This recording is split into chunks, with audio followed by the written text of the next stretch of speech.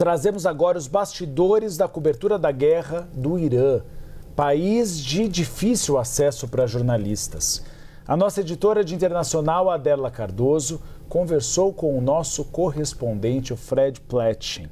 Ele trabalha para a CNN Internacional e foi um dos únicos jornalistas que conseguiu entrar no país persa durante essa guerra. E ele contou um pouco os bastidores dessa cobertura. Ele disse que quando chegou a Teerã, a cidade estava muito esvaziada e os moradores que ficaram estavam totalmente chocados com o tamanho das bombas jogadas na cidade. I would like to ask you more about how the country was when you first arrived. What was your first impression? Were the people scared?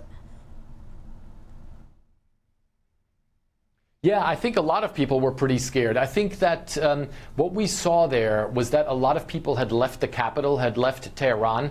I would say that maybe about 20 to 30% of the normal population, or what is normally the population, was still inside Tehran. Other people had left to other places in the country to try and avoid being, under these airstrikes that were going on. Although the shops were still open, grocery shops were still open, gasoline stations were also still open, and even some normal shops like clothing shops were also still open, at least for shorter periods of time, but they were still very much open. At the same time, for a lot of people, it was a very scary thing because I think few of them had realized how big the bombs were going to be that were dropped on Tehran. There were a lot of people who told us they were absolutely shocked at the size of the munitions that were being dropped there.